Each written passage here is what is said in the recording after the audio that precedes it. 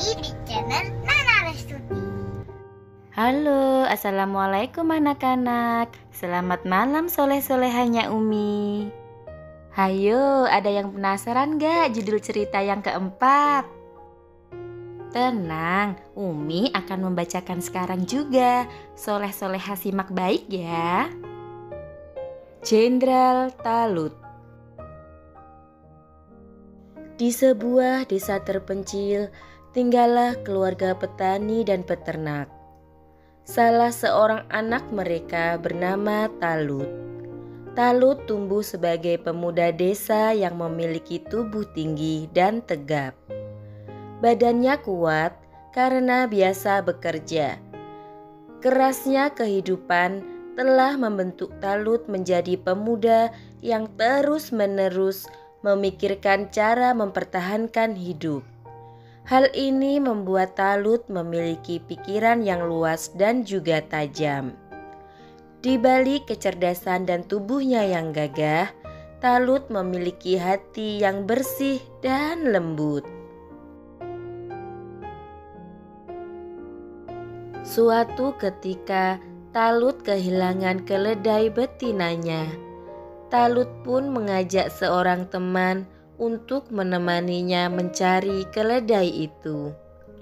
Talut dan temannya berjalan sangat jauh, tetapi tidak menemukan keledainya. Talut merasa tidak memiliki harapan untuk menemukan keledai betinanya lagi. Dia berniat kembali ke kampungnya.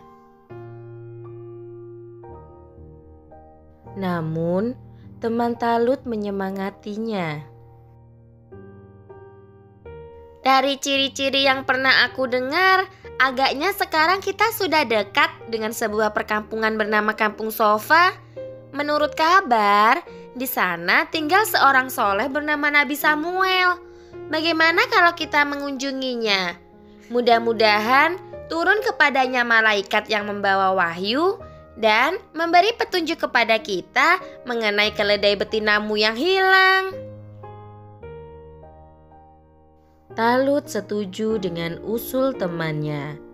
Mereka melanjutkan perjalanan untuk menemui Nabi Samuel. Di tengah perjalanan, mereka bertemu dengan beberapa anak perempuan yang sedang mengambil air. Saat ditanyakan tempat tinggal Nabi Samuel, anak-anak perempuan itu menunjuk puncak bukit, tempat Nabi Samuel biasa ada. Wahai Nabi yang dimuliakan Allah, saya datang menemui Anda untuk memohon petunjuk. Mudah-mudahan dengan ilmu yang Anda miliki, Anda bisa menunjukkan kepada kami tentang keledai kami yang hilang. Talut langsung menyampaikan maksudnya. Nabi Samuel tersenyum lembut. Kamu tidak usah mencari keledaimu. Saat ini, keledaimu sedang berjalan menuju kandangnya. Biarlah temanmu pulang untuk membuktikannya. Sedangkan kamu, ayo ikutlah denganku. Allah sudah mengangkatmu menjadi pemimpin Bani Israel. Kamu diangkat menjadi jenderal yang memimpin pertempuran melawan bangsa yang telah menindas kita. Talut mencoba meresapi ucapan Nabi Samuel. Ya, kalau memang ini kehendak Allah dan yang menyampaikannya juga seorang nabi, tentu dia harus tunduk dan percaya. Talut menyetujui permintaan Nabi Samuel. Keduanya pun segera berangkat menuju perkampungan Bani Israel.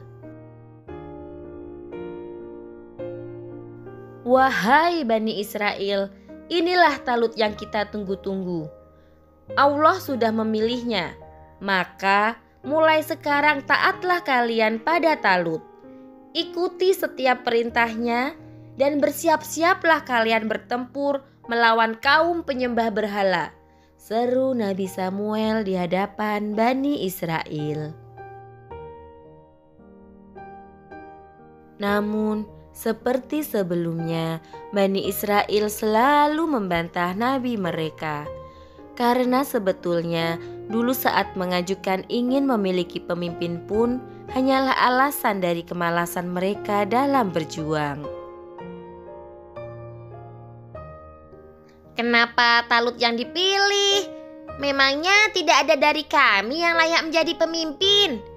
Bukankah engkau tahu bahwa kami ini keturunan Yahuza, anak Nabi Yakub, yang biasa menjadi pemimpin? Apa yang Talut miliki? Dia hanyalah orang miskin, tidak memiliki pengaruh. Cibir pemuka-pemuka Bani Israel. Allah lebih tahu yang terbaik untuk kita. Apa yang kalian tahu tentang kehidupan ini dibanding Allah, Sang Maha Pencipta? Yakinlah padanya. Allah telah berulang kali mengangkat Bani Israel dari kesengsaraan melalui Nabi Yakub, Yusuf, Musa, dan juga Harun. Janganlah kalian lupa. Kini Allah memilih Talut. Allah menganugerahkan padanya tubuh yang kuat, pikiran yang jernih, hati yang tabah, dan semangat yang besar. Allah pun telah menjamin akan selalu memberi pertolongan pada Talut. Apakah itu belum cukup?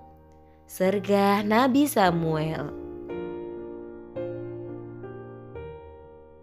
Kalau memang Talut pilihan Allah, berikanlah kepada kami sebuah bukti, tuntut Bani Israel. Begitulah sifat Bani Israel sejak dahulu. Mereka selalu tidak yakin bahwa ketentuan Allah itu yang paling baik untuk mereka. Mereka lebih suka mengikuti keinginan nafsu yang berakibat pada kesulitan-kesulitan. Nabi Samuel terdiam beberapa saat. Beliau menerima petunjuk dari Allah. Sesungguhnya, tanda kebenaran Allah memiliki Talut adalah akan kembalinya tabut yang dibawa beberapa malaikat. Pergilah kalian ke balai kota. Di sana, kalian akan melihat tabut itu. Nabi Samuel menyampaikan pesan dari Allah kepada Bani Israel. Bani Israel berbondong-bondong menuju balai kota untuk membuktikan ucapan Nabi Samuel. Benarlah yang dikatakan Nabi Samuel, tabut tampak di hadapan mereka. Bani Israel pun menjadi tenang dan lega. Kini, tabut sudah kembali ke tangan Bani Israel berkat keajaiban pertolongan Allah. Hal ini membuktikan bahwa Talut direstui oleh Allah untuk memimpin Bani Israel. Karena itu, Bani Israel harus menerima dan mengakui Talut sebagai pemimpin mereka. Maka Talut dilantik menjadi panglima perang Bani Israel. Talut mulai menjalankan tugas yang diembankan kepadanya. Dia mengumpulkan orang untuk dijadikan bala tentaranya. Talut melatih mereka, mengatur strategi, dan menyiapkan perbekalan serta persenjataan. Sayangnya, meskipun telah terbentuk barisan tentara, masih saja ada yang meragukan kemampuannya. Masih ada yang tidak rela dipimpin Talut dan masih memikirkan urusan yang lain selain perjuangan membebaskan diri dari belenggu penjajahan. Ya Allah, limpahkanlah kesabaran kepada kami, kukuhkanlah langkah kami, dan tolonglah kami dalam menghadapi orang-orang kafir. Doa Talut. Terjadilah pertempuran hebat antara kedua belah pihak.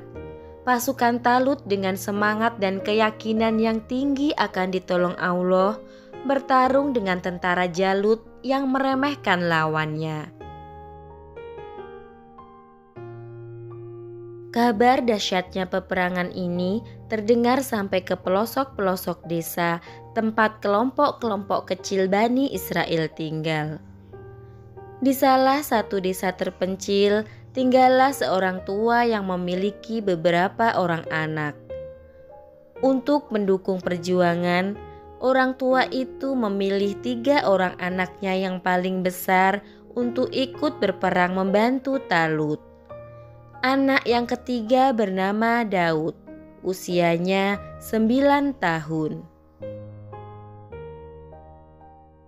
Ketika ketiga anak itu bergabung dengan pasukan Talut, Daud hanya diberi tugas membantu memasak makanan untuk para prajurit Bani Israel. Talut tidak yakin Daud bisa berperang karena tombak pun lebih tinggi daripada tubuh Daud. Bagaimana mungkin Daud bisa bertempur? Pikir Talut. Namun, Daud tidak membutuhkan tombak untuk berperang. Dia menunjukkan ketapel dan beberapa batu besar kepada Talut. Sungguh tak disangka, ternyata kemenangan pasukan Talut justru berkat Daud. Daud berhasil membunuh Panglima Jalut. Dengan batu dan ketapelnya, Daud berhasil melukai mata Jalut. Ketika Jalut menutup matanya kesakitan, Daud pun menghantamkan sebuah batu besar ke kepala Jalut hingga kepalanya bocor dan berdarah. Akhirnya Jalut mati kehabisan darah.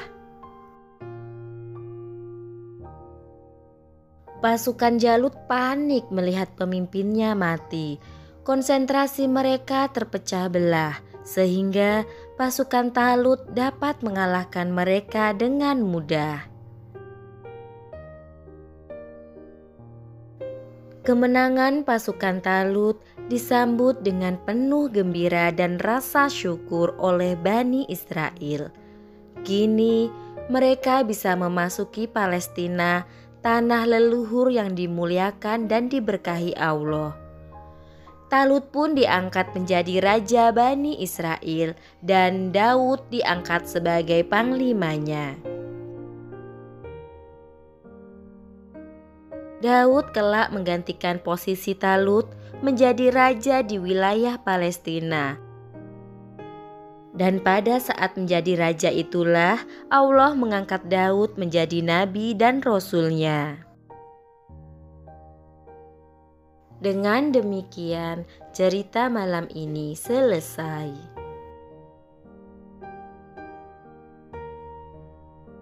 Selamat tidur soleh-solehanya Umi. Jangan lupa berdoa dulu ya. Mimpi indah bersama ayah bunda dan besok kita bertemu kembali.